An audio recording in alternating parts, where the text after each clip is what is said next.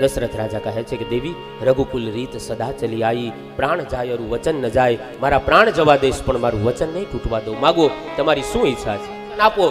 એક વચનની અંદર ભરતને ગાદી, બોલો બીજા વચનની અંદર તમારે શું જોઈએ છે? કહે તાપસ વેશ વિશેષ ઉદાસી, 14 વર્ષ રામ વનવાસી. આટલા શબ્દ કીધા ને દશરથજી. કહે છે બીજા વચનની અંદર કઈ કઈ કહે છે કે રામને 14 વર્ષનો વનવાસ. ત્યાં તો દશરથ રામ રામ રામ કરતા લાકડી પડે ને એમ ધરતી ઉપર. રાજા પરીક્ષિત પ્રશ્ન કરે છે, ગુરુદેવ, આ દશરથ અને કૌશલ્યાના એવા તો શું પુણ્ય છે કે સાક્ષાત અખિલ બ્રહ્માંડનો માલિક એમને ત્યાં પુત્ર દીકરો બનીને આવે છે? રાજા દશરથ અને કૌશલ્યાના પૂર્વ જન્મની કથા સંભળાવતા કહે છે કે હે રાજન, આ દશરથ એ પૂર્વ જન્મની અંદર બ્રાહ્મણ હતા. એ દરરોજ ઠાકોરજીની સેવા કરે, પૂજા કરે, 1000 તુલસી પત્ર એ ઠાકોરજીને અર્પણ કરે. એકવાર એવી ઘટના બને છે કે બ્રાહ્મણનું શરીર બીમાર પડે છે, છતાં એણે પૂજાનો ક્રમ ન તૂટવા દીધો, પૂજાને છોડી નહીં. શરીર બીમાર હતું, એમાં નોકર, હા, પૂજાની અંદર આપણે ભલે ગમે એટલા રૂપિયાવાળા પૈસાવાળા હોય, પૂજા પાઠ કરવામાં, ભગવાનની સેવા કરવામાં કોઈ દિવસ આપણે નોકર ન રાખી શકીએ. શાસ્ત્રમાં અમુક બાબતો એવી બતાવી કે જે સ્વયં પોતાએ કરવી પડે, એની બદલામાં બીજો ન ચાલે. સ્વલગ્ને શયને ભુક્તો પઠને પાઠને યુધિ, તીર્થો ભક્તો મૃતો ધર્મે પ્રતિનિધિર્ન શસ્યતે. પ્રતિનિધિર્ન શસ્યતે એટલે કે આપણા બદલામાં કોઈ બીજો પ્રતિનિધિ તરીકે કરે એ ન ચાલે. એવી કેટલી બાબત? તો કે સ્વલગ્ને, જેના લગ્ન હોય ને એને જ માંડવે બેસવું પડે, એના બદલામાં બીજો માંડવે જઈને બેહે એ ન હાલે. સ્વલગ્ને શયને, જેને ઊંઘ આવતી હોય એને જ સૂવું પડે, એના બદલામાં બીજો સૂવે તો ન ચાલે. શયને ભૂખતો, ભૂખતો એટલે ભોજન, જ્યારે ભૂખ લાગે ત્યારે જે વ્યક્તિને ભૂખ લાગે એને જ ભોજન કરવાનું હોય, એના બદલામાં બીજો ભોજન કરે તો ન ચાલે. એવી રીતના મરણે, મૃત્યુ નજીક આવે તો જેનું મૃત્યુ હોય એને જ મરવું પડે, એના બદલામાં પૈસા દઈને બીજો ન મરી શકે. જો પૈસા દેવાથી બીજો વ્યક્તિ એના બદલામાં મરી શકતો હોય તો આ દુનિયામાં અમીર વ્યક્તિનું ક્યારેય મૃત્યુ જ ન થાય. શ્વાસ તો ખરીદી નથી શકાતા. આયુષ ક્ષણ એકોપી સર્વરત્ને ન લભ્યતે, નિયતે તદવૃતાય ન પ્રમાદ શું મહાન.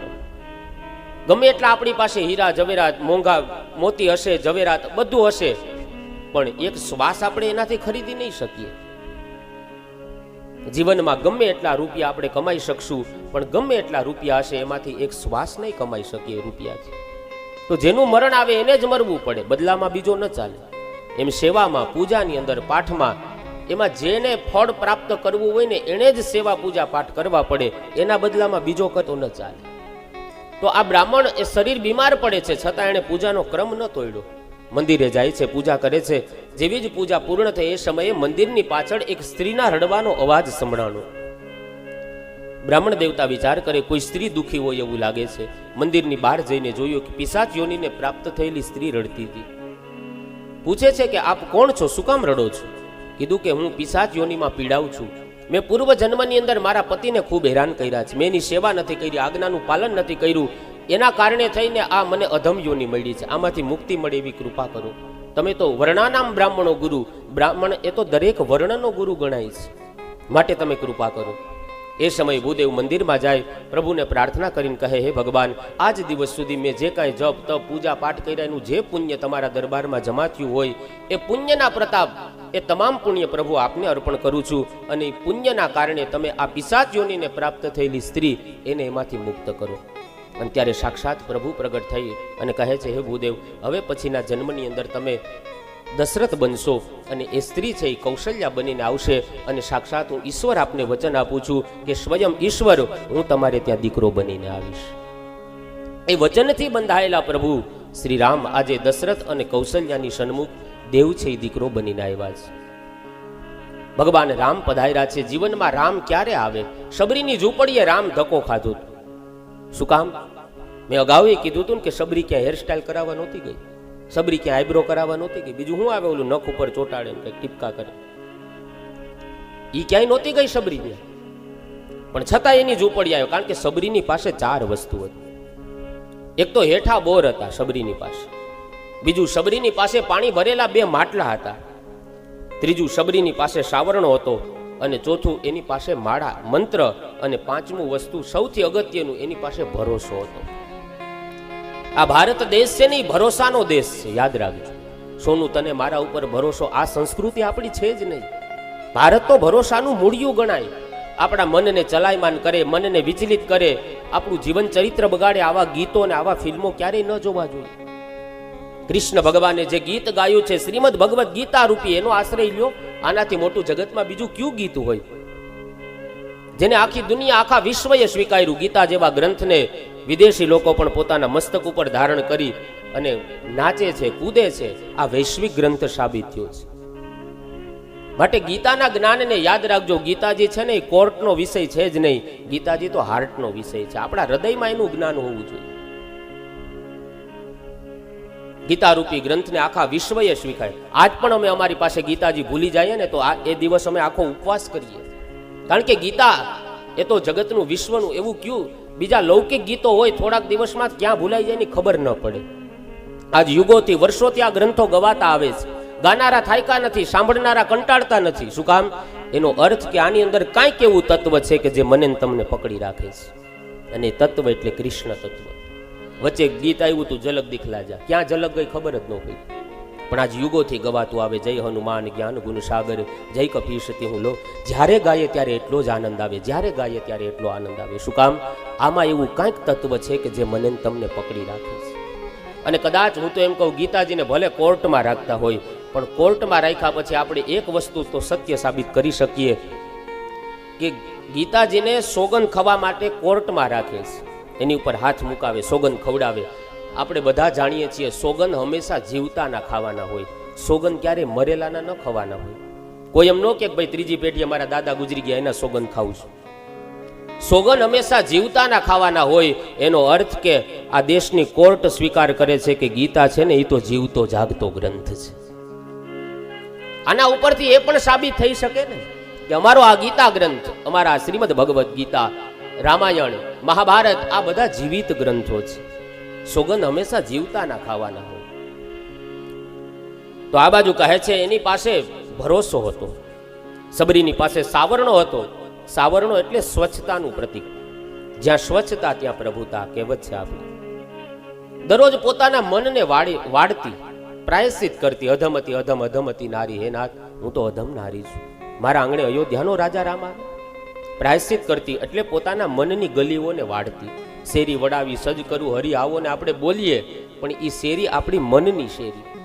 જે મન મેલા થયા એને વાળવાના છે. ત્યારે હૃદય રૂપી એ સિંહાસન ઉપર પરમાત્મા પધારશે. તો સાવરનો બીજું પાણી ભરેલા બે માટલા. જ્યારે જ્યારે એને પ્રભુની યાદ આવે ત્યારે પોતાની આંખમાંથી અશ્રુ પડે. આ પાણી ભરેલા બે માટલા છે. ત્રીજું, સબરીની પાસે હેઠા બોર હતા. બોર એ ફળ છે. માણસની પાસે ભગવાનને આપવા માટે કાંઈ નહીં હોય ચાલશે, પણ એની પાસે સત્કર્મ રૂપી ફળ હોવા જોઈએ. સત્કર્મો સતત માણસ કરતો રહેવો જોઈએ, જેનાથી વિચારો સાત્વિક બને. ચોથું, એની પાસે માળા. ગુરુએ આપેલો મંત્ર, મંત્ર એટલે માળા હતી એની પાસે.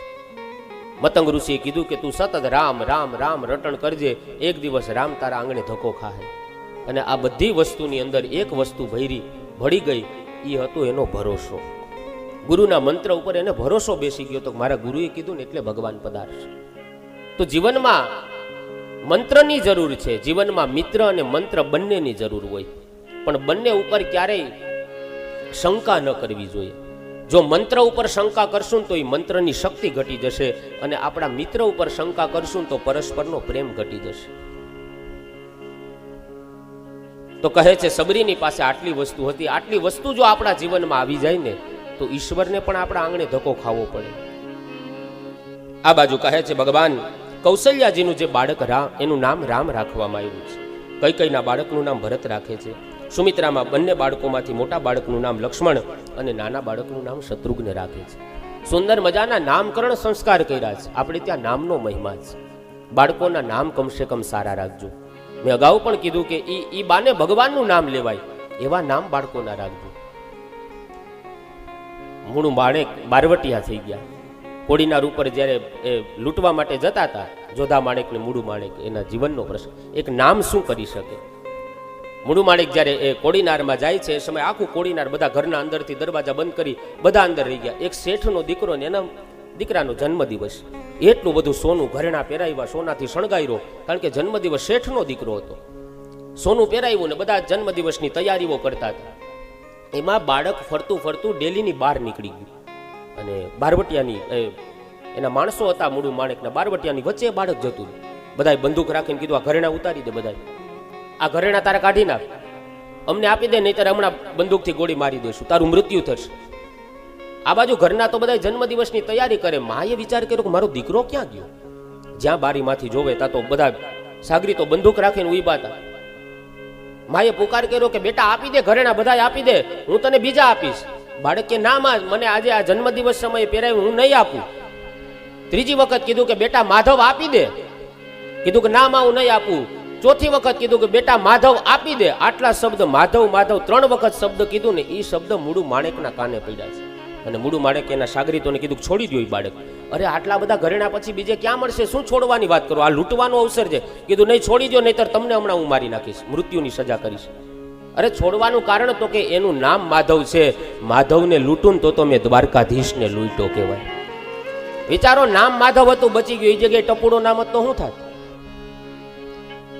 કહેવાનો હેતુ એ છે કે બાળકના નામકરણ એવા કરજો કે જેથી કરીને અનાયાસે ઈશ્વરનું નામ સ્મરણ થાય, ઈ બાને ભગવાનનું નામ બોલાય.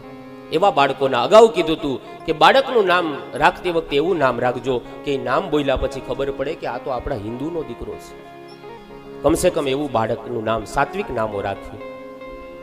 આ બાજુ ચારે ભાઈઓના નામકરણ સંસ્કાર કરવામાં આવે. શ્રી રામ શરણમ સમસ્ત જગતામ, રામમ વિના કા ગતિ, રામેણ પ્રતિહન્યતે કલિમલમ, રામાય કાર્યમ નમઃ. રામાત્રસ્યતિ કાલ ભીમ ભુજગો, રામસ્ય સર્વમ વસેત, રામે ભક્તિર ખંડિતા ભવતુ મે રામત્વ સેવાશ્રય. ભાગવતજીની અંદર અહીંયા સંક્ષિપ્તમાં 2 અધ્યાયની અંદર રામાયણની કથા બતાવી છે. રામચરિત્ર માનસનું વર્ણન કરતા કહે, ગુરુગૃહ ગયે પઢન રઘુરાઈ, અલ્પકાલ શબ વિદ્યાઈ. અલ્પ એટલે થોડા, કાલ એટલે સમય, વિદ્યા થોડા જ સમયની અંદર પ્રભુ શ્રી રામે અનેક પ્રકારની વિદ્યાઓને પ્રાપ્ત કરી છે. વિચાર તો કરો, જેના એક જ શ્વાસની અંદર 4 વેદોનું આવર્તન થઈ જાય, એ પ્રભુ શ્રી રામ ભણવા માટે જાય. એનો અર્થ ભગવાન શ્રી રામ એ માનવ લીલા દરમિયાન મને તમને બોધ આપે કે હું પરબ્રહ્મ પરમાત્મા હોવા છતાં મેં પણ મારા અવતાર કાર્ય દરમિયાન મેં મારા જીવનમાં ગુરુને ધારણ કર્યા છે. દરેક વ્યક્તિએ પોતાના જીવનની અંદર ગુરુ ધારણ કરવા જોઈએ. ભગવાન શ્રી કૃષ્ણ માનવ અવતાર લીલા ધારણ કરે તો એ પણ સાંદીપની ઋષિને ગુરુ તરીકે ધારણ કરે. સ્વામિનારાયણ ભગવાન પધારે તો એ પણ રામાનંદ સ્વામીની સેવા કરે, એમને ગુરુ તરીકે ધારણ કરે. પ્રભુ શ્રી રામ આવ્યા તો એમણે પણ ગુરુની પાસે વિદ્યાભ્યાસ કરવા માટે જાય છે.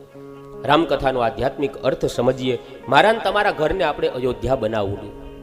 અયોધ્યા એટલે ઘરને મતલબ 2-4 ઊંચા માળનું મકાન બનાવીએ, એ તો પ્રભુએ કૃપા કરી હોય, બનાવીએ, સારી વાત છે. પણ આજે મકાનો તો દિવસે ને દિવસે ઊંચા થતા જાય, પણ ઊંચા મકાનમાં રહેનારો વ્યક્તિ વિચારોથી નીચો થતો જાય છે. રસ્તાઓ તો આજે વાહન ચલાવવા માટે બહુ પહોળા થતા જાય છે, પણ માણસની મનની ગલીઓ આજે સાંકડી થતી જાય છે. અયોધ્યા આપણા ઘરને બનાવવા માટે અયોધ્યા કહે છે, જ્યાં યુદ્ધને સ્થાન નથી, જ્યાં લડાઈ ઝઘડાને સ્થાન નથી, આવી ભૂમિને અયોધ્યાની ભૂમિ કહેવાય છે. કજિયા અને કંકાસથી કદી ન થાય રાજી રામ, યાદવો જ્યારે યુદ્ધે ચડ્યા ત્યારે સુનમુન થયો છે કાન. દાંપત્ય જીવનની અંદર ઘરમાં, પરિવારમાં, કુટુંબમાં ક્યારેય ક્લેશને સ્થાન ન આપતા, ત્યાં ક્યારેય ઈશ્વરનો, લક્ષ્મીનો વાસ નથી થતો.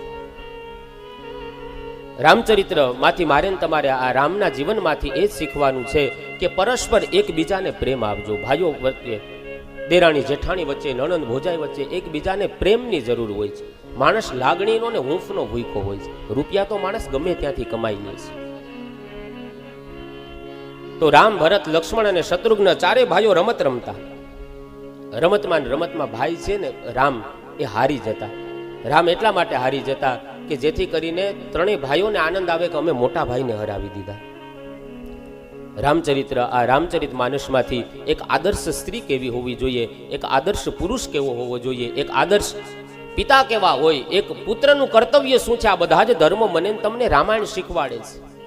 સાચા માણસ બનાવે છે. દેવ નથી બનવું, સાચા માણસ બની. અને દેવ બનીને કરવું શું, એ તો બનવાના જ છીએ. 70 વર્ષે 80 વર્ષે મરશું ત્યારે છોકરા કહે કે બાપા દેવ થઈ ગયા, ડોહીમાં દેવ થઈ ગયા, એ તો થવાના જ છે. પણ એક માણસ બનીએ. મોટા માણસ બનવું એ તો બહુ સારી વાત છે, પણ સારા માણસ બનવું ને એ બહુ મોટી વાત છે. માટે સારા માણસ બનવાનો પ્રયત્ન કરીએ. નાનપણમાં બાળકો રમે એમ રામ પણ પોતાના ભાઈઓની સાથે રમે. પરિવારની ખુશી માટે, ભાઈઓની ખુશી માટે થઈ અને રામ પોતે હારી જતા હતા. રામચરિત માનસથી મને તમને આ શીખવા મળે કે પરિવારની ખુશી માટે ક્યારેક સમાજની અંદર મારે ને તમારે હારવું પડે ને તો એ હારી જવાનો પણ આનંદ લઈ લેવો. પરિવારની સાથે હારવું પડે તો હારી જવું, કારણ કે પરિવારની સાથે આપણે જીતવાનું ન હોય, પરિવારની સાથે આપણે જીવવાનું હોય છે.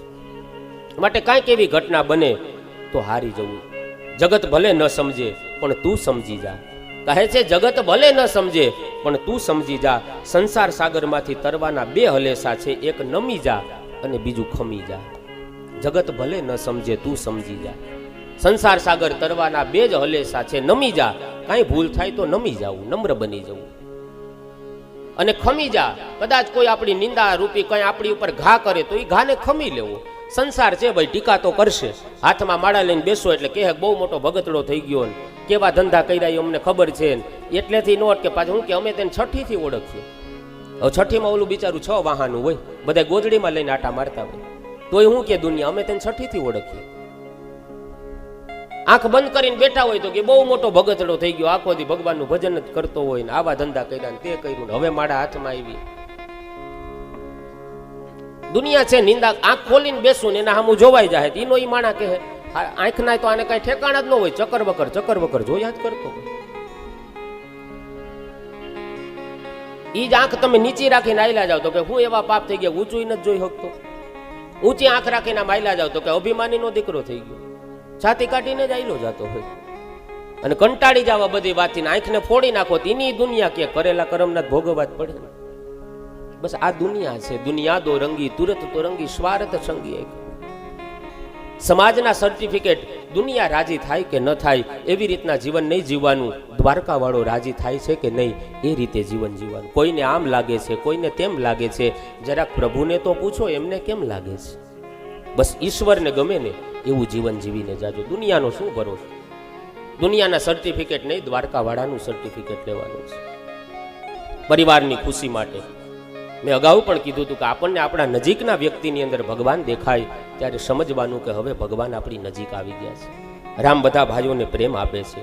ગુરુ ગૃહ ગયે પઢન રઘુરાઈ અલ્પકાલ સબ વિદ્યાઈ. કહે છે કે સુંદર મજાની વિદ્યા પ્રાપ્ત કરી પુનઃ પાછા અયોધ્યાની અંદર આવે છે. અયોધ્યાની બાજુમાં એક આશ્રમ અને વિશ્વામિત્ર ઋષિ ત્યાં રહેતા હતા. એ વિશ્વામિત્ર પોતાના આશ્રમમાં યજ્ઞો કરતા. યજ્ઞની અંદર મારીચ અને સુબાહુ નામના બે રાક્ષસ એ યજ્ઞની અંદર વિઘ્ન કરે. વિઘ્ન કરતા એટલે વિશ્વામિત્ર બાપજી વિચાર કર્યો કે પ્રભુ શ્રી રામ અયોધ્યામાં પધાર્યા છે, એમને હું મારા યજ્ઞની રક્ષા કરવા માટે લઈ આવું. આવો મનમાં વિચાર કરી અયોધ્યા નગરીની અંદર આવે છે. જેવા જ અયોધ્યાની અંદર આવ્યા બધા જ દરબારીઓ, દશરથ સહિત બધા જ દરબારીઓ વિશ્વામિત્ર બાપજીનું સ્વાગત કરે છે. કીધું પધારો પધારો બાપજી, આજે તો અમારા ભાગ્યોનો ઉદય થઈ ગયો, કારણ કે પુણ્ય પુંજ બિનું મિલહી ન સંતા. જ્યાં સુધી પુણ્યનો ઉદય ન થાય ત્યાં સુધી તમારા જેવા સંતોના દર્શન ન થાય. કારણ કે નયન નહીં સંત દર્શન નહીં દેખા, લોચન મોર પંખ કરી લેખા. જે આંખ દ્વારા ક્યારેય સંતોના સાધુના દર્શન નથી થયા એ આંખ નથી, એ માત્ર મોર પીંછની જેમ શોભારૂપ વસ્તુ.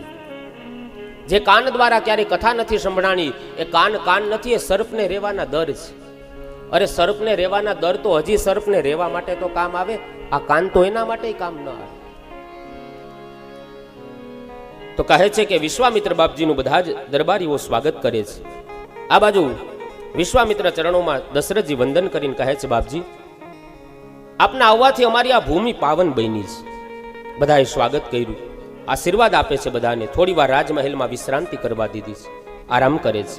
આરામ કરી લીધા પછી દશરથજી વિશ્વામિત્રજીને પૂછે છે બાપજી આપની શું સેવા કરું? અચાનક આજ કેમ આશ્રમમાં આવવાનું થયું? અચાનક આજ કેમ રાજમહેલમાં આવવાનું થયું? વિશ્વામિત્ર કહે છે અમે નિત્ય યજ્ઞ કરીએ છીએ. યજ્ઞની અંદર મારીચ અને સુબાહુ નામના રાક્ષસો એ વિઘ્ન કરે છે. જો આ કથા એક તો એ સમજાવે છે, વિશ્વામિત્ર પધાર્યા તો પેલા એને ઉતારા આપ્યા છે, પેલા એને આરામ કરવા દીધો, વિશ્રાંતિ કરી, ભોજન પ્રસાદ લીધો અને પછી પૂછ્યું કે આવવાનું કારણ શું છે. વિશ્વામિત્ર બાપજીનું સુંદર મજાનું સ્વાગત કરે છે, આવવાનું કારણ પૂછે છે. અને એ સમય વિશ્વામિત્ર કહે છે કે હું દરરોજ નિત્ય સવારે પ્રાતઃકાલે યજ્ઞ કરું છું અને આ યજ્ઞની અંદર મારીચ અને સુબાહુ નામના રાક્ષસ એમાં વિઘ્ન કરવા માટે આવે છે. માટે તમે જો મારી સેવા કરવાનું કહો છો કે તમારી જે ઈચ્છા હોય તે કહો, તો મારી એ જ ઈચ્છા છે કે એ યજ્ઞની રક્ષા કરવા માટે તમે રામ અને લક્ષ્મણને આપો. દશરથજી કહે છે, અરે બાપજી, આ તમે શું માગો છો? કોઈ કાંઈ માગવાની છૂટ આપે તો કાંઈ એના પ્રાણ, એના જીવ ન માગી લેવાય. જલ વગર માછલી જીવી જાય, પણ મારા રામ વગર હું કેમ જીવું? આ શેની માગણી કરો? કયો તો હું મારી સેનાને લઈને આવું, કયો તો હું પોતે આવું, પણ રામને ન માગું. કીધું, ના, તમારી જરૂર નથી, મારે રામ અને લક્ષ્મણની, અનુજ સહિત દેહુ રઘુનાથા, મારે રામ લક્ષ્મણની. અને હા દશરથજી, બીજી વાત એ કે તમારા આ જે પુત્રો છે ને, એ યજ્ઞનું ફળ છે. તમારે ત્યાં સંતાન નહીં, પણ પુત્ર કામેષ્ટિ યજ્ઞ કરવાથી સંતાન થયા છે. એ યજ્ઞની રક્ષા માટે મારે બાળકોને લઈ જવા છે તમારે. અને આમ જ્યાં વિશ્વામિત્ર અને દશરથજી ચર્ચા કરતા હતા, કૌશલ્યાજી આ વાત સાંભળે. કૌશલ્યાજી કહે છે, સ્વામીનાથ, દશરથજીને કહે, એમને તમે જવા દો એમની સાથે. કારણ કે ભોળાનાથ જ્યારે દર્શન કરવા આવ્યા ને ત્યારે આશીર્વાદ આપીને ગયા હતા કે આ જ્યારે યુવાન થશે, કોઈ ઋષિ એને લઈ જશે, એ લઈ જશે ત્યારે એકલા હશે, પણ જ્યારે પાછા આવશે ને ત્યારે બે બે થઈને આવશે. કૌશલ્યાજી કીધું કે ભલે જાય છે એકલા, પણ પાછા આવશે ને ત્યારે એ લગ્ન કરીને આવશે, બે બે થઈને આવશે. અને કૌશલ્યા માતાને હાહુ થવાની બહુ ઉતાવળ હતી. આ બાજુ કૌશલ્યાજી કહે છે કે તમે એ રામ અને લક્ષ્મણને જવા દો, જાય છે એકલા, પણ આવશે ને ત્યારે એ બે બે થઈને આવશે. વાત સાંભળી અને એ સમયે રામ લક્ષ્મણને કીધું કે તમારે વિશ્વામિત્ર બાપજીના યજ્ઞની રક્ષા કરવા માટે જવાનું છે. રામ લક્ષ્મણ કહે છે, ગુરુદેવ, અમે આપની સાથે આવવા માટે તૈયાર છીએ. માતા પિતાને પ્રણામ કરી વંદન કરી આગળની યાત્રા વિશ્વામિત્ર બાપજીની સાથે શરૂ કરે છે. રસ્તામાં એક તાડકા નામની રાક્ષસીને મારે છે. તાડકાનો વધ કર્યો પ્રભુ શ્રી રામે. વિશ્વામિત્ર સમજી ગયા કે આજ પરબ્રહ્મ પરમાત્મા છે. પોતે આત્મસાત કરેલી બે વિદ્યા હતી, આત્મસાત કરેલી બલા અને અતિબલા નામની બે વિદ્યા હતી, પ્રભુ શ્રી રામને અર્પણ કરે છે. યજ્ઞશાળાની અંદર આવ્યા, યજ્ઞનો પ્રારંભ થયો. મારી જ સુબાહુ નામના રાક્ષસ યજ્ઞની અંદર હાડકા નાખવા માટે આવ્યા. એ કહી બાણ પ્રાણ હરી લીનહા, ભગવાને એક તીર છોડ્યું. કહે છે બંનેને 100 યોજન દૂર સુધી ઘા કરી દીધા, એના પ્રાણનું હરણ કર્યું છે. આ બાજુ વિશ્વામિત્રના યજ્ઞ નિર્વિઘ્નતાથી પૂર્ણ કરે છે. યજ્ઞ જ્યારે પૂર્ણ થયો એ સમયે ભગવાન શ્રી રામ એ વિશ્વામિત્ર બાપજીને કહે છે, ગુરુદેવ, આપનું કાર્ય પૂર્ણ થયું છે. જો આપ રજા આપો તો હવે અમે અવધપુરી અયોધ્યા જતા રહીએ. હજી રામ અને લક્ષ્મણ વિશ્વામિત્ર આવી ચર્ચા કરતા હતા. એ સમયે જનકપુરીથી જનકના દાસ આવે છે. કુમકુમ પત્રિકાઓ, કંકોત્રી લઈને આવે છે. કહે છે સીતાનો સ્વયંવર છે, સીતાજીનો. આપને અનુકૂળતા હોય તો આપ આશીર્વાદ આપવા માટે પધારજો, અને આશ્રમની અંદર જો કોઈ હોય તો એને પણ એ સ્વયંવરની અંદર, એ યજ્ઞની અંદર, ધનુષ યજ્ઞની અંદર તમે એમને પણ લેતા આવજો. વિશ્વામિત્ર કહે છે રામ લક્ષ્મણને કે જો બેટા, તમારે અયોધ્યા જવાની ઉતાવળ ન હોય તો આપણને જનકપુરીથી આમંત્રણ આવ્યું છે. જો તમારી ઈચ્છા હોય તો મારા યજ્ઞને તો તમે પૂર્ણ કર્યો, પણ અવધપુરીની અંદર જનકને ત્યાં ધનુષ યજ્ઞ છે, આપ ત્યાં પણ એમને દર્શન આપવા માટે પધારો, એમના યજ્ઞને પણ નિર્વિઘ્ને સંપન્ન કરો. રામ લક્ષ્મણે કીધું, ગુરુદેવ, જેવી તમારી આજ્ઞા. આ બાજુ વિશ્વામિત્ર રામ લક્ષ્મણને લઈ જનકપુરીની અંદર આવે છે. જનક રાજાએ રામ લક્ષ્મણ અને વિશ્વામિત્રને સુંદર મજાના ઉતારાઓ આપ્યા છે, સ્વાગત પૂજન કર્યું છે. રાત્રિનો સમય થયો, શયનખંડની અંદર બધા સૂતા છે. બીજા દિવસનો પ્રાતઃકાલનો સમય થયો. વિશ્વામિત્ર બાપજી સ્નાન કરે. રામ લક્ષ્મણને કહે છે કે બેટા, અહીંયા નજીકની અંદર તુલસી વન છે, ત્યાંથી તમે મારા માટે થોડા તુલસી દળ લઈ આવો. રામ લક્ષ્મણ બગીચામાં આવે, માળીને પ્રણામ કર્યા, વંદન કર્યા. બગીચામાં જાય તો તુલસીજીને પ્રણામ કર્યા છે. કારણ કે તુલસી વૃક્ષના જાનીએ, ગાયના જાનીએ ઢોર, બ્રાહ્મણ મનુજના જાનીએ તીનો હે નંદ કિશોર. તુલસીજી એ સાક્ષાત રાધાજીનું સ્વરૂપ માનવામાં આવે છે. બ્રાહ્મણને સામાન્ય મનુ, જેમ ગાયને સામાન્ય ઢોર ન કહેવાય, ગંગાજલને સામાન્ય પાણી ન કહેવાય, વ્રજની રજને સામાન્ય ધૂળ ન કહેવાય, એમ તુલસીને સામાન્ય છોડ ન કહેવાય. છોડમાં રણછોડને જોનારી આપણી સંસ્કૃતિ છે, એટલે તુલસીજીને પ્રણામ કર્યા. તો રામ લક્ષ્મણે સૌ પ્રથમ માં ભગવતી તુલસીજીને પ્રણામ કરી એક એક તુલસી દળ ચૂંટે છે. તુલસી દળ લઈ અને ત્યાં એમણે સીતા મહારાણીના એને નિહાળે છે. અને એ સમયે બંનેની આંખોની દ્રષ્ટિનું મિલન થયું. રામ પણ નીચે જોઈ ગયા, સીતા મહારાણી પણ નીચે દ્રષ્ટિ કરી ગયા. તુલસી દળ લઈ અને વિશ્વામિત્ર બાપજીની પાસે આવીને કહે છે, બાપજી, અમે જે વનમાં ગયા હતા ને, એ વનમાં જેમનો સ્વયંવર થવાનો છે એ મહારાણી પણ ત્યાં હતા. વિશ્વામિત્ર બાપજી મનોમન હસતા હસતા, એટલે તો મેં તમને ત્યાં મોકલા હતા, નહીતર અહીંયા જનકના દાસ ક્યાં ઓછા છે, એમને ન મોકલી દઉં? પણ સીતા નિરખે કે મારા રામ કેવા છે, ને રામ નિરખે કે સીતાજી કેવા છે. એટલા માટે તમારી બંનેની રામ અને સીતાની દ્રષ્ટિનું મિલન થાય એટલે તો તમને ત્યાં બગીચામાં મોકલા. વિશ્વામિત્ર બાપજી સુંદર મજાની પૂજા પાઠ કરી આ બાજુ આવે છે. ધનુષ યજ્ઞનો આરંભ થયો છે. કહે છે રામે જેવો જ ધનુષ યજ્ઞની અંદર પ્રવેશ કર્યો એટલે જેનો જેવો ભાવ હતો ને એ પ્રમાણે રામની અંદર એમને દર્શન થયા છે. યાદૃશી ભાવના યસ્ય સિદ્ધિર ભવતી તાદૃશી. કોઈને રામ એ પોતાના ભાઈ સમાન લાગે છે, કોઈને રામ એ પોતાના પિતા સમાન લાગે છે, કોઈને રામ એ પોતાના પુત્ર સમાન લાગે છે, કોઈને રામ એ પોતાના પતિ સમાન લાગે છે. જેની જેવી ભાવના હતી એવા એમને દર્શન થાય છે. પણ રાવણ જેવા આસુરી વૃત્તિના જે રાક્ષસો હતા એને રામ એ સાક્ષાત પોતાના કાળ સમાન મૃત્યુ સમાન લાગે છે. જેવી જેની ભાવના હતી એવા એને દર્શન થાય છે. આ બાજુ આખી સભા રાણી જનક મહારાજ સભા ભરીને બેઠા છે. રામ લક્ષ્મણ વિશ્વામિત્ર બાપજી બધા જ પોતપોતાનું સ્થાન ગ્રહણ કરીને બેઠા છે. અને એ સમયે જનક મહારાજ સભામાં વચ્ચે ઊભા થાય છે. જાહેરાત કરતા કહે છે આ સીતા એ મારી દીકરી જ્યારે નાની હતી ને 3 વર્ષની ત્યારે આ જે શિવજીનું ધનુષ છે ને એનાથી એ ઘોડો ઘોડો રમત રમતી. પણ આજ મારી દીકરી ઉંમર લાયક થઈ છે અને મારી એવી પ્રતિજ્ઞા છે, મારી એવી ઈચ્છા છે. કહે છે જનક મહારાજ પ્રતિજ્ઞા કરે કે મારી દીકરી નાની હતી આ શિવ ધનુષથી રમત રમતી, રમકડાની જેમ એને ઉછળકૂદ કરતી. પણ આજ ઉંમર લાયક થઈ છે. જે કોઈ વીર યોદ્ધો આ ધનુષના ટુકડા કરે એની સાથે હું મારી દીકરીના વિવાહ કરાવું, કન્યાદાન કરું. શરત રાખવામાં આવી છે. આ બાજુ જનક મહારાજ કહે છે પ્રતિજ્ઞા કરી કે મારી પરીક્ષામાં જે વીર યોદ્ધો પાસ થાય ને મારી પ્રતિજ્ઞાને જે પૂર્ણ કરે એના હાથમાં મારી દીકરી આપે. અને સીતાજીનો સ્વયંવર છે. શરત રાખી ધનુષને ઉપાડી એના જે ટુકડા કરી નાખે ને એની હારે મારી સીતાનું એના પાણી ગ્રહણ કરાવવું. સુંદર મજાના માંડવા નખાણા છે ધનુષ યજ્ઞના. સીતાજીના તાત એમ બોલિયા સાહેલડી, સીતાજીના તાત એમ બોલિયા. સીતાજીના તાત એમ બોલિયા સાહેલડી, સીતાજીના તાત એમ બોલિયા.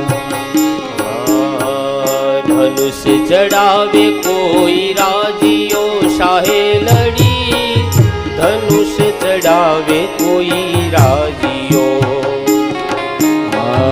ધનુષ ચડાવે કોઈ રાજીઓ સાહેલડી, ધનુષ ચડાવે કોઈ રાજીઓ.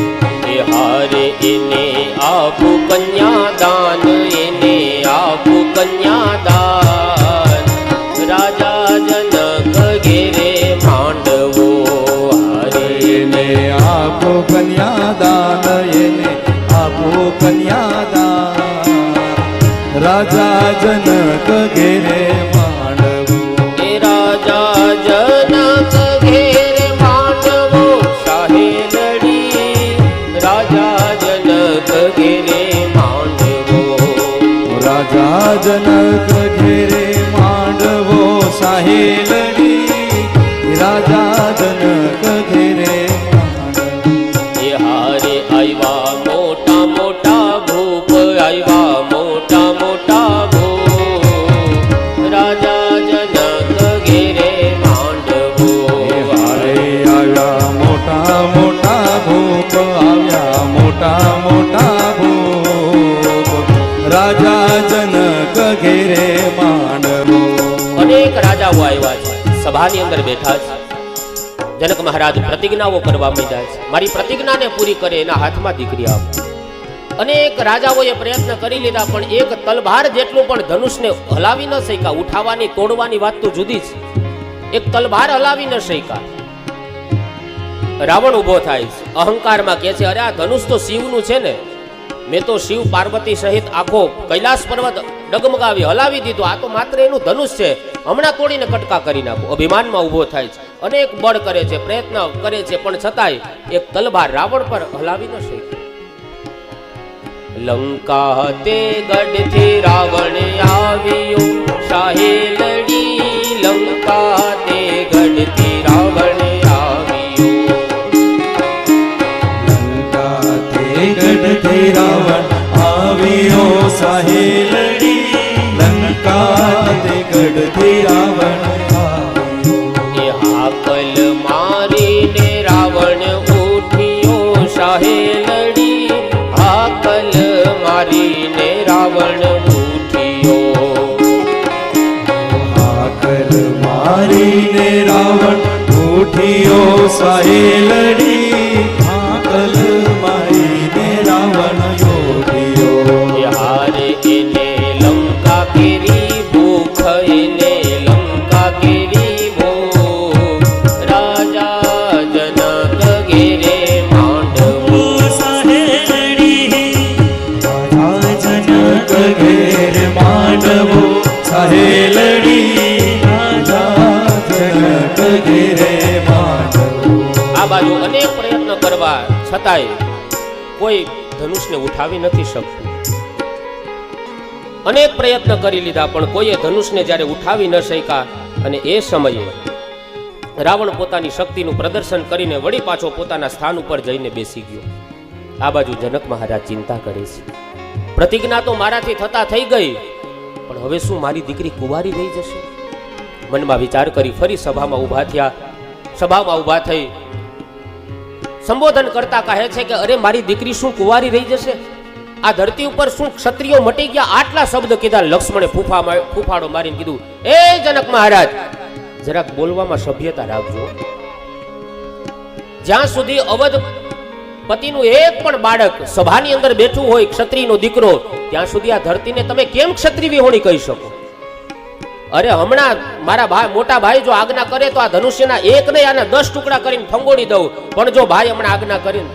એટલે રામે લક્ષ્મણનો હાથ પકડી લીધો. કીધું ભાઈ બેસી જાવ, બેસી જાવ, હજી તમારો વારો નથી, પેલા મોટાનો વારો. ઉતાવળા થાવમાં તમે. લક્ષ્મણજીનો ક્રોધ શાંત થયો, બેઠા. આ બાજુ ગુરુ વશિષ્ઠ બાપજી કહે છે, વિશ્વામિત્ર બાપજી કહે છે કે ઉઠહુ રામ બંજહુ ભવ ચાપા, મીટહુ તાત જનક પરિતાપા. હે રામ, હવે ઊભા થાવ, જનકનો આ તાપ, જનકનો આ સંતાપનું હરણ કરો. રામચંદ્રજી પોતાના સ્થાન ઉપરથી ઊભા થાય છે. ઊભા થઈ અને ધનુષ્યની પાસે આવે છે, પ્રદક્ષિણા કરે છે, ભોળાનાથનું સ્મરણ કરે છે, વંદન કર્યા છે, ધનુષ્યને પગે લાગી અને એ સમયે ધનુષ્યને ધીરે રહી અને ઉઠાવ્યું. ઉઠતાની સાથે જ પ્રત્યંચા ખેંચતાની સાથે ભયંકર કડાકો થયો અને બધાએ ભગવાન શ્રી રામનો જય જયકાર કર્યો. શિયાવર રામચંદ્ર ભગવાન કી જય. શિયાવર રામચંદ્ર ભગવાન કી જય. ધનુષ ભાંગીને કર્યા કટકા સાહે લડી. ધનુષ ભાંગીને કર્યા કટકા. ધનુષ ભાંગીને કર્યા કટકા સાહે લડી. ધનુષ ભાંગીને કર્યા કટકા. ઉતારો ભૂમિ કેરો ભાર. ઉતારો ભૂમિ કેરો ભાર. રાજા જનક ઘેરે માંડવો. ઉતારો ભૂમિ કેરો ભાર. ઉતારો ભૂમિ કેરો ભાર. રાજા જનક ઘેરે માંડવો સાહે લડી. રાજા જનક ઘેર માંડવો સાહે લડી. રાજા જનક ઘેરે માંડવો. રાજા જનક ઘેર માંડવો સાહે લડી. રાજા જનક ઘેર માંડવો.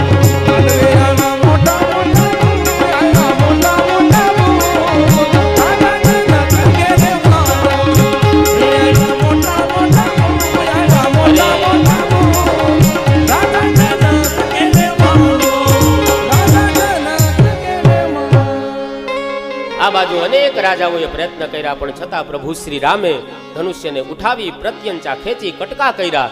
અને આ બાજુ જનક મહારાજ ખૂબ આનંદિત બન્યા છે. સીતાજીએ વરમાળા લઈ અને પ્રભુ શ્રી રામને વરમાળા સમર્પિત કરે છે. તરત જ જનક રાજાના સેવકો કુમકુમ પત્રિકા લઈ અયોધ્યા નગરીની અંદર આવે છે. દશરથજીને બધી વાત સંભળાવી છે. કીધું, તમારા મોટા દીકરાએ અદ્ભુત પરાક્રમ કર્યું. જનકની દીકરી સીતાજીને સ્વયંવરમાં જીતી લીધા છે. અનેક દેશના રાજાઓ આવેલા, પણ કોઈથી ધનુષ તલભાર ન હિલું. એ જ પરાક્રમ તમારા દીકરાએ ધનુષ્યને સહજતાથી ઉઠાવી અને તોડીને કટકા કરી અને સીતાજીને જીતી લીધા છે. આ બાજુ દશરથ રાજા એકદમ હરખાણા છે. જનકપુરીમાં જાન આગમન થઈ છે. દશરથ રાજા અને જનક એકબીજાને ભેટે છે. જનકપુરીમાં સુંદર મજાનું સ્વાગત કરવામાં આવ્યું છે. આ બાજુ વિશ્વામિત્ર સાથે રામ લક્ષ્મણ પોતાના પિતાને મળવા માટે જાય છે. રામ લક્ષ્મણે પિતાજીને પ્રણામ કર્યા, વંદન કર્યા. નારદજીની પાસે સુંદર મજાનું લગ્નનું મુહૂર્ત કાઢે છે. મુહૂર્ત કાઢ્યું એટલે રામે કીધું કે ઉભા રહ્યો, મારે લગ્ન નથી કરવા. જનક મહારાજ કહે છે, અરે આપે મારી દીકરીને સ્વયંવરમાં જીતી લીધી ને હવે એમ કહો છો કે લગ્ન નથી કરવા? ન કરવાનું કારણ શું છે? રામ કહે છે કે અમે મારા સિવાયના બીજા 3 ભાઈઓ છે, હું એકલો લગ્ન કરી લઉં એ મને નથી ઉચિત લાગતું. અમે ક્યારે ભાઈઓ કોઈ દિવસ એકલા ક્યારે જઈમાં નથી, એકલા રહીમાં નથી, હરતા ફરતા ભેગા ભોજન કરતા રમતા, તો આ લગ્ન જેવું પરણવાનું કામ છે હું એકલો કરી લઉં? એટલે જનક મહારાજ દશરથજીને પૂછે છે, બીજા પણ તમારે 3 દીકરા? કહે છે હા. તો કે અમારે પણ મિથિલામાં સીતા સિવાયની બીજી 3 દીકરીઓ છે, તમારી જો ઈચ્છા હોય તો એમની સાથે વિવાહ કરાવીએ. જનક મહારાજે વિચાર કર્યો કે જો રામ આવા બળવાન હોય તો એના ભાઈઓમાં પણ એવા જ સદગુણ હોય. એવો મનની અંદર વિચાર કરી રામ સીતાનો સંબંધ નક્કી કરે છે, લક્ષ્મણ અને ઉર્મિલાના વિવાહ નક્કી કરે છે, ભરત અને માંડવી, શત્રુઘ્ન અને સુતકીર્તિ, આવી રીતના 4 માંડવાઓ નખાણે છે. નારદજીને બોલાવ્યા, લગ્નનું સુંદર મજાનું મુહૂર્ત કહે છે ગોરજના સમયનું, માગસર સુધી પાંચમ અને ગોરજનો સમય, ગૌધન જ્યારે ગામમાં પધારે એ સમયે ભગવાનનો હસ્તમેળાપ થાય છે. કહે છે કે માગસર મહિનાની પાંચમના દિવસે, વિચારો જાન આવી હતી ધનતેરસને આસો મહિનાની અંધારી તેરસ, દિવાળી પહેલાની, અને લગ્નનું મુહૂર્ત આવ્યું છે માગસર સુધી પાંચમ. વિચાર કરો, દિવાળી પહેલા જાન આવી ગઈ હતી અને આખો કારતક મહિનો માગસર મહિનાની પાંચમ, વસંત પંચમી, ત્યારે ભગવાનના હસ્તમેળાપ થયા. 1 મહિનો વિચાર, 1.25 મહિનો જાન રોકાણી. કારણ કે આ લૌકિક લગ્ન નહોતા, અલૌકિક લગ્ન હતા. આપણે તો 1:30 વાગે સમાજ ખાલી કરવાનો હોય. હસ્તમેળાપ થયા ન થયા હતા, બ્રાહ્મણ કે એ ભૂદેવ જલ્દી કરો, ગોરબાપા ઝટ કરો, ઝટ કરો, ઝટ કરો. મને એક નથી સમજાતું, બ્યુટી પાર્લર વાળાને ક્યારે એમ નો કે ઝટ કરો, વિધિની વાત આવે તો ગોરબાપાને કે તમે ઝટ કરો. લગ્ન એક સંસ્કાર છે, ક્યારેક વિધિને મહત્વ દેજો. કડિયો મકાન બનાવતો હોય તો એને એમ ન કહેવાય કે ભાઈ જલ્દી બનાવ, જલ્દી બનાવ, જલ્દી બનાવ. એ પડે ક્યારેક ઝટકી લાગે. મોટા ભાગના આજે ઘર તૂટે એનું એક કારણ એ પણ ક્યાંક હશે કે વિધિને આજે મહત્વ નથી આપતા. લગ્ન એ સંસ્કાર છે, વિધિનું મહત્વ છે. આપણે ત્યાં બ્યુટી પાર્લરમાં જલ્દીનું કહીએ મેકઅપ બગડી જાય, વિધિમાં જલ્દીનું કહીએ જિંદગી આખી બગડી જાય. લગ્ન એક સંસ્કાર છે, કમસે કમ એને થોડો સમય તો આપણે આપીએ. આ બાજુ કહે છે રામ, સીતા, લક્ષ્મણ, ઉર્મિલા, ભરત, માંડવી, શત્રુઘ્ન અને સુતકીર્તિ 4 માંડવાની અંદર કન્યાદાન થાય છે. જનક અને એમના પત્ની સુનૈના, બીજું એક નામ કલાવતીથી પણ ઓળખે. આમ રામ સીતા અને જો પેલો માંડવો છે ત્યાં કન્યાદાન કરે છે. રામને કીધું બોલો પ્રતિગૃણામી, હું કન્યાનું દાન કરું છું. એટલે રામે કીધું કે સ્વીકાર્ય પ્રતિગૃણામી, હું તમારી દીકરીનું દાન સ્વીકારું છું. ત્યાંથી વિધિ પૂર્ણ કરી રામ સીતાના માંડવામાંથી સીધા સુનૈના અને જનકજી એ સીધા લક્ષ્મણના માંડવામાં આવે છે. આવીને કહે છે કે બોલો પ્રતિગૃણામી, અમે અમારી દીકરીનું દાન કરીએ છીએ, તમે બોલો પ્રતિગૃણામી, હું દાન સ્વીકારું છું.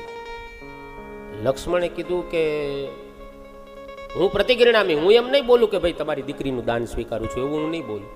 અરે બોલવું પડે, આ વિધિ છે તમારે. અરે વિધિ ભલે, હું ક્ષત્રિયનો દીકરો છું અને અમે ક્ષત્રિયો અમે કોઈના દાન લઈએ નહીં, અમે તો દાન દઈએ. લક્ષ્મણના માંડવામાં થોડીક માથાકૂટ થઈ. અમે ક્ષત્રિયો, અમે કોઈનું દાન ન લઈએ, અમે તો દાન દેવાવાળા છીએ. ગોરબાપા કે લક્ષ્મણજી બોલી જાવ, વિધિ. અરે વિધિ ભલે ને હોય, અમારે બોલવું તો ખરી કે તમારું દાન લીધું એમ. કોઈએ જઈને રામને કીધું ભાઈ નાના ભાઈ લક્ષ્મણ જરાક બોલચાલ કરે છે. વળી રામ ઊભા થઈને વળી લક્ષ્મણને સમજાવે, ભાઈ પિતાજી બોલ્યા હતા, હું બોલ્યો, તમારે બોલવું પડશે. તો કે પિતાજી બોલ, તો કે હા તમે, તો કે હા, તો કે તો હાલો પ્રતિગૃણામી બોલી જાય. આવી રીતના સુંદર મજાના લગ્ન મહોત્સવનો આનંદ મનાવે છે. 4 ભાઈઓના લગ્ન થયા છે. ખૂબ આનંદ ઉત્સવ મનાવ્યો છે, બધાને લગ્ન મહોત્સવનો આનંદ થયો.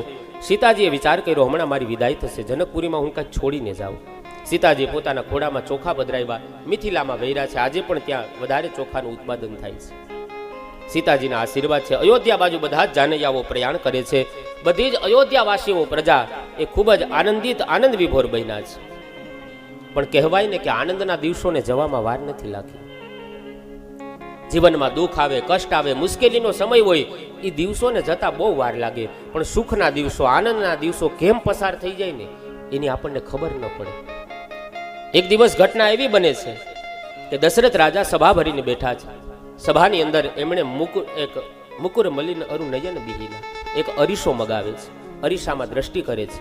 જ્યાં નજર કરી એ સમયે એમનો જે મુગુટ હતો એ થોડો ત્રાસો વળી ગયો. ત્રાસો વળેલા મુગટમાં કાનની બાજુમાં શ્રવણ સમીપે ભયહુષિત કેશા અબહુ જરઠ પન અસ ઉપદેશા. કાનની બાજુમાં એને સફેદ વાળ જોયા. દશરથજી વિચાર કરે, આ ઉંમર એ ગાદી ઉપર બેસવાની ઉંમર નથી. આ ઉંમર હવે પ્રભુ ભજન કરવાની છે, ભગવાનને યાદ કરવાની ઉંમર છે. હવે મારે યોગ્ય પુત્રના હાથમાં હું ગાદી સોંપી દઉં. દશરથજી મનમાં વિચાર કરે, આ મારી ઉંમર એ રાજગાદી ઉપર બેસવાની ઉંમર નથી. યોગ્ય પુત્રના હાથમાં ગાદી સોંપી દઉં. પોતાના ગુરુ પાસે જાય, કહે છે, ગુરુદેવ આપ આજ્ઞા કરો તો એક વિનંતી છે. ગુરુજી કહે છે, બોલો શું છે? કહે, પ્રજાની મારી એવી ઈચ્છા છે કે મારી ઉંમર થઈ ગઈ છે, હવે યોગ્ય પુત્રને આ ગાદી સોંપી દઉં અને પ્રભુ ભજન. કહે છે, તમારી વિચાર તમારો ઉત્તમ છે. કહે છે, મને સુંદર મજાનું મુહૂર્ત કાઢી આપો. ગુરુ વશિષ્ઠજી જાણતા હતા કે રામ એ ગાદી ઉપર નથી બેસવાના, એટલે એને સહજતાથી યોગ્ય માર્ગ આપ્યો ને કીધું કે ભાઈ જે દિવસે રામ ગાદી ઉપર બેસે ને એ જ ઉત્તમ મુહૂર્ત છે, એનાથી શ્રેષ્ઠ એ કોઈ મુહૂર્ત ન હોય. આવી રીતના કીધું જે દિવસે રામ ગાદી બેસે એ જ ઉત્તમમાં ઉત્તમ મુહૂર્ત. વશિષ્ઠજીની આ ગૂઢ વાણીને દશરથજી સમજી ન શક્યા. દશરથજી કીધું, જો મુહૂર્ત ન જોવું પડતું હોય ગુરુદેવ, તો મારી ને પ્રજાની એવી ઈચ્છા છે કે આવતીકાલે જ રામનો રાજ્યાભિષેક કરી દે. કીધું, જેવી તમારી ઈચ્છા. હરખાતા હરખાતા દશરથજી રાજમહેલ આવે. બધા સેવકોને આજ્ઞા કરી, આખી અયોધ્યાને તમે શણગારી દો, તોરણો બાંધી દો, ચારે બાજુ દીવા પ્રગટાવી દો, રામનો રાજ્યાભિષેક થવાનો છે. પણ પ્રગટેલા દીવા છે ને વિધાતાને મંજૂર નહોતા. આ બાજુ બધા દેવતાઓ કહે છે કે જો રામ ગાદી ઉપર બેસી જશે તો રાવણ જેવા દુષ્ટોને પાપીઓને કોણ મારશે? વિઘ્ન કરે છે. વિઘ્નેશ્વરી દેવીનું આવાહન કર્યું કે અયોધ્યાની અંદર કોઈ પણની અંદર તમે પ્રવેશ કરો અને રામના રાજ્યાભિષેકની અંદર વિઘ્ન કરો. આ બાજુ અયોધ્યાની અંદર વિઘ્નેશ્વરી આવે, કોઈ દુર્જન જોવા ન મળ્યું. આ બાજુ કહે છે કૈકેયની દાસી હતી મંથરા, અને મંથરાની અંદર પ્રવેશ કર્યો. મંથરા કૈકેય પાસે આવીને કહે છે, કૈકેય આટલા બધા હું હરખાણા છું? અરે હરખાવું તો પડે ને, અમારા રામનો અભિષેક થવાનો, રામ રાજા બનવાના છે. મારા માટે તો ભરત, શત્રુઘ્ન, રામ, લક્ષ્મણ બધા મારા માટે સમાન, કઈ ડાબી કઈ જમણી બંને આંખો સરખી હોય છે. મારા માટે તો રામે મારા દીકરા. અરે આટલા બધા હરખાવમાં મંથરાએ કીધું, આટલા બધા હરખાવાની જરૂર નથી. રામ ગાદી ઉપર બેસશે ને તમારા ભરતને એની સેવા કરવી પડશે. તમારું કોઈ રાજમહેલમાં માનશે નહીં, કઈ રાણી બનીને રહેશે, બધું જ એ કહેશે એમ તમારે કરવું પડશે. જોજો કઈની બુદ્ધિ બગાડે છે મંથરા. સંગ થયો છે આજ કઈને મંથરાનો. અને કહેવાય છે ને કે માણસ સંગ કોનો કરે ને બહુ મહત્વનું છે. જેવા તેવા વિચારો જેના હોય ને એમની પાસે ક્યારેય બેસવું નહીં. ચોખાના દાણા ઉપર ફોતરું હોય ને તો એને કમોદ કહેવાય. એ ફોતરું હટી જાય તો એને ચોખાનો દાણો કહેવાય. શું કામ કે ફોતરાનો સંગ છૂટી ગયો. એ ચોખાનો દાણો જો તમે ભાગવતજીની પોથીએ ચંદનનો ચાંદલો કરો અને ચોખાનો દાણો ચંદનનો સંગ કરે ને તો ભાગવતજીની પોથી સુધી પહોંચે. કોઈ માતાજીને તમે કંકુનો ચાંદલો કરો, એ ચોખાનો દાણો જોઈ કંકુનો સંગ કરે ને તો માતાજીના લલાટ સુધી, કપાળ સુધી પહોંચે. પણ એ જ ચોખાના દાણાને બેનો મગની દાળ આડે ભેળવે તો શું થાય? ખીચડી થઈ જાય ને. માણસ સંગ કોનો કરે ને બહુ મહત્વનું છે. જેવા તેવા વ્યક્તિનો ક્યારેય સંગ ન કરવો. બેઠીએ ને જહાં તહાં કરીએ ને કુસંગ સંગ, ક્યોંકિ સંગત કી રંગત તો લાગે હી લાગે. મંથરાને આજ કઈકઈને આજ મંથરાનો સંગ થયો છે, એની બુદ્ધિ બગાડે. કીધું કે તો મારે જો દાસીનું કામ કરવું પડે તો મને કાંઈક માર્ગ બતાવ. કીધું બીજો કોઈ માર્ગ નથી. તારા બે વચન છે ને થાપણ તરીકે જમા પડેલા છે, એ બે વચન માગી લે. કીધું શું પણ? કીધું એકમાં રામને વનવાસ અને બીજા વચનની અંદર ભરતને ગાદી. અને હા, આ બે વચન માગતા પહેલા રામ દશરથ જ્યારે રામના સોગન ખાય ને એ પછી તું એની પાસેથી વચન માગજે. કીધું હવે તમે કોપ ભુવનમાં જતા રહ્યો, દુઃખ ભુવન હતું એમાં જતા રહ્યો, તમે જતા રહ્યા. કઈ આ બાજુ બધી બે રાણીઓને કૌશલ્યાને અને સુમિત્રાને મળીને આવે છે. કહે છે કઈ ક્યાં છે? કોઈ દ્વારા સમાચાર મળ્યા કે એ તો કોપ ભુવનમાં છે. અરે દુઃખ ભુવનમાં? આવો રૂડો અવસર ને આજે દુઃખ ભુવનમાં શા માટે? કીધું એમને જઈને પૂછું. આ બાજુ દશરથજી જાય, કહે છે દેવી શું ચિંતામાં છો? કેમ આજે દુઃખ ભુવનમાં આવતા નહીં? રામનો રાજ્યાભિષેક થવાનો છે, દુઃખનું કારણ શું છે? એક પણ શબ્દ બોલતા નથી. જ્યાં સુધી કઈ મંથરાએ કીધું હતું કે સોગન ન ખાય ને રામના, ત્યાં સુધી એક શબ્દ ન બોલતા, વચન ન માગતા. કહે બોલો તો ખરા, આ કોપ ભુવનમાં આવવાનું કારણ શું છે? તમે કહેતા હોય તો હું તમને આભેથી બીજી અયોધ્યા ઉતારી દઉં, એની તમને ચિંતા છે? તમને કોઈએ કઈ કીધું છે તો હમણાં જ એને મૃત્યુદંડની સજા કરું છું. તમે આજ દુઃખી છો, એની પાછળનું કારણ શું છે તો સમજાવો. આમ જ્યાં વાત કરતા હતા અને એ સમયે કીધું કે દેવી, હું તમારી સામે રામના સોગંદ ખાઈને કહું, તમારી જે ઈચ્છા હોય ને એ બોલી જાઓ. રામના સોગંદ ખાધા ને કઈ ઊભા થયા. એને કીધું કે જોજો, હું જે માગું એ તમારે. કીધું હા, તમારી જે ઈચ્છા હોય એ બોલો. કીધું ફરી ન જતા હો. દશરથ રાજા કહે છે કે દેવી, રઘુકુલ રીત સદા ચલી આવી, પ્રાણ જાય અરુ વચન ન જાય. મારા પ્રાણ જવા દઈશ પણ મારું વચન નહીં તૂટવા દઉં. માગો, તમારી શું ઈચ્છા છે? કીધું બીજી કોઈ ઈચ્છા નથી, બસ મારું એક જે 2 વચન થાપણ જમા છે ને, એક વચન આપો. એક વચનની અંદર ભરતને ગાદી. દશરથજી કહે છે, અરે દેવી, આટલી વાતમાં તમે કોપ ભુવનમાં આવ્યા, દુઃખ ભુવનમાં? રામ ગાદી ઉપર બેસે કે ભરત ગાદી ઉપર? આપણા માટે તો બંને દીકરા સમાન છે ને. જાઓ, તમને વચન આપું, ભરતને ગાદી. બોલો, બીજા વચનની અંદર તમારે શું જોઈએ છે? કહે, તાપસ વેશ વિશેષ ઉદાસી, 14 વર્ષ રામ વનવાસી. આટલા શબ્દ કીધા ને દશરથજી. કહે છે બીજા વચનની અંદર કઈ કહે છે કે રામને 14 વર્ષનો વનવાસ. ત્યાં તો દશરથ રામ રામ રામ કરતા લાકડી પડે ને એમ ધરતી ઉપર પડી ગયા. અરે દેવી, આ તું શું માગે છે? આ તું નથી બોલતી. મને લાગે છે કે તારા મોઢે મારો કાળ બોલાવતો હોય એવું લાગે. તને ખબર છે કે જલ વગર માછલું જીવી જાય, મારા રામ વગર હું કેમ જીવી શકું? આ શું માગે છું? એક મિલત દુઃખ દારૂણ દેહી, એક બિછડત પ્રાણ હરી લેહી. જીવનમાં એક વ્યક્તિ એવો આવે ને કે આપણા જીવનને આનંદથી ભરી દે. અને જીવનમાં એક વ્યક્તિ જ્યારે વયો જાય ને પછી છે ને એ જગત આપણને આખું નોંધારું લાગે, જગતમાં આપણને આખું અંધારું લાગે. કહે છે કે તું મારા રામને મારાથી દૂર કરીશ? અને એ સમયે દશરથજી કહે છે કે તારો ભરતજી ભલે ને ગાદીએ આવે પણ વન નો દે મારા રામ. એ કઈ કઈ તારો ભરતજી એ ભલે ને ગાદીએ આવે રે, વનનો દે મારા હે રામ ને રે, હે રામ ને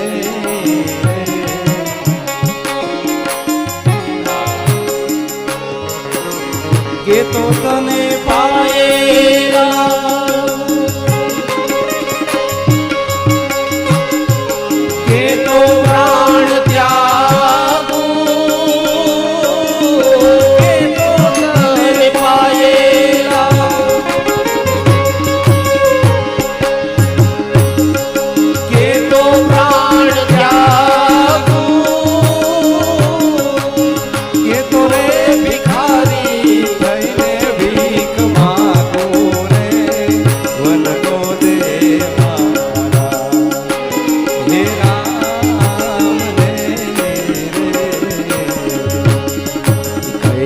તારો ભરતજી એ ભલે ને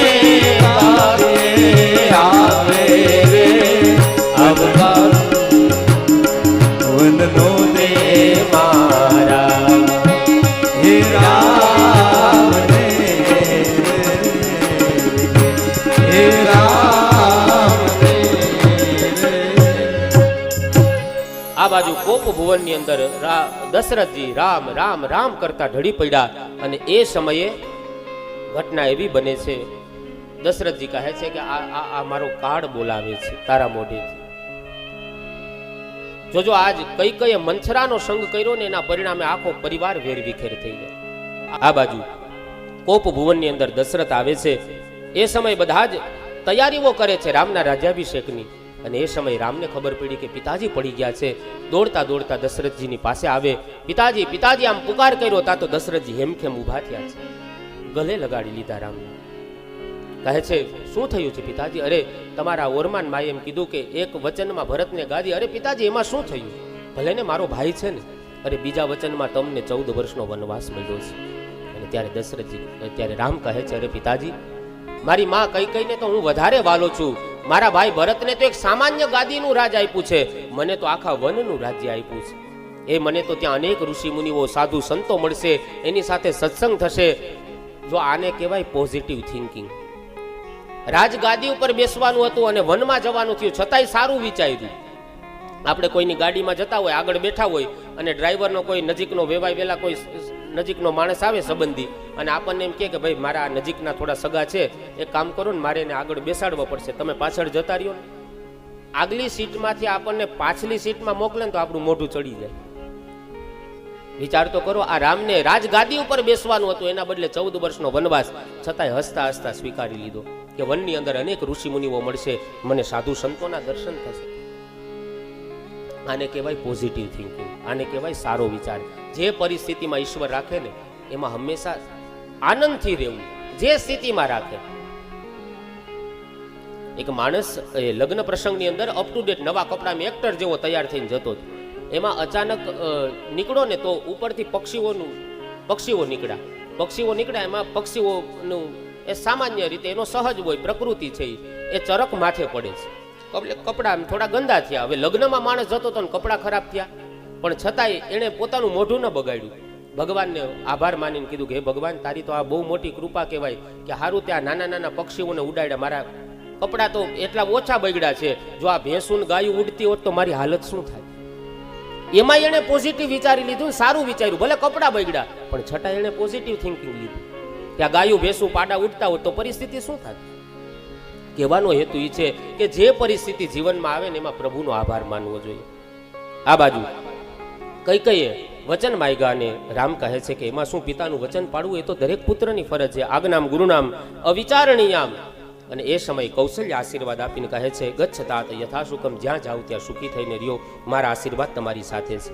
આ બાજુ લક્ષ્મણ પાસે રામ આવીને કહે છે કે મારે વનની અંદર જવાનું. લક્ષ્મણ કે ચાલો, તો કે ચાલો નહીં, મા બાપનું ધ્યાન રાખવાનું છે તારે. કીધું મારા માટે તો મારા મા બાપ તમે છો, હવે તો તમારે મને સાથે લઈ જવો પડશે. કારણ કે માતા રામો મત પિતા રામચંદ્ર, સ્વામી રામો મત સખા રામચંદ્ર, સર્વસ્વમે રામચંદ્રો દયાલુ, નાન્યમ જાને નૈવ જાને ન જાને. મારા માટે તો મારા માતા પિતા તમે જ છો, હવે તો મને સાથે લઈ જાઓ. કીધું તમે માતાની આજ્ઞા લઈને આવો. સુમિત્રાએ લક્ષ્મણજીને આશીર્વાદ આપ્યા. કીધું કે જાઓ, જ્યાં રામ છે ને ત્યાં જ તમે અયોધ્યા જાણજો. અવધ તહાં જહાં રામ નિવાસા. સીતા રામ અને લક્ષ્મણ રાજા દશરથની પાસે આવે છે, આશીર્વાદ લે. રસ્તામાં કઈ હતી વલકલ વસ્ત્રો આપે છે. આગળની યાત્રા શરૂ કરે. સરયુ નદીના કિનારે રાતવાસો કર્યો. ભગવાન શ્રી રામ સીતાજી દર્ભની પથારીની અંદર સૂતા છે. એ વખતે લક્ષ્મણજી ગુહકને ઉપદેશ આપે છે, જેને લક્ષ્મણ ગીતા કહેવામાં આવે છે. લક્ષ્મણજી કહે છે કાહુ ન કૌ સુખ દુઃખ કરે દાતા, નિજકૃત કર્મ ભોગ શબ ભ્રાતા. સુમંતજી એ સમય ગુહક એ લક્ષ્મણને કહે છે કે આ કઈ કેવી માતા કહેવાય કે આ રામને વનવાસ આપી દીધો 14 વર્ષનો, આ થોડી માતાના ગુણ કહેવાય. ત્યારે લક્ષ્મણ સમજાવે છે ગુહક,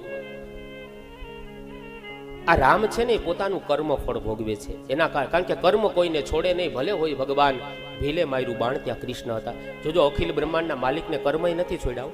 ભગવાન દ્વારકાધીશના જીવનનો પ્રસંગ છે. અરે રામના પિતા દશરથને નથી છોડ્યા. દશરથ રાજાને દીકરા 4 પણ અંત સમય એક ન પાસ. 4 દીકરા હોવા છતાં દશરથ રાજાને છેલ્લા શ્વાસે કોઈ દીકરો પાણી પાવા માટે હાજર નહોતો. કારણ કર્મનું પરિણામ ભોગવે છે. જેવા કર્મ કરશું ને એવા ફળ. કર્મ કરેગા તો ફલ મિલેગા, આજ નહીં તો કલ મિલેગા. જેવું કર્મ કરશું, આંખ બંધ નહીં થાય ને પેલા કર્મનું પરિણામ ભોગવવું પડશે. પૂજ્ય ડોંગરી બાપા તો ત્યાં સુધી કહે કે ક્યારેક માણસે હસતા હસતા કરેલા કર્મ એવા કર્યા હોય ને કે રડતા રડતા ભોગવવાના વારા આવે. માટે કર્મ કરવામાં ધ્યાન રાખવું. દશરથ રાજા જ્યારે મૃગયા ખેલવા માટે ગયા ને એ સમયે શબ્દવેદી બાણ મારે શ્રવણનું મૃત્યુ થયું.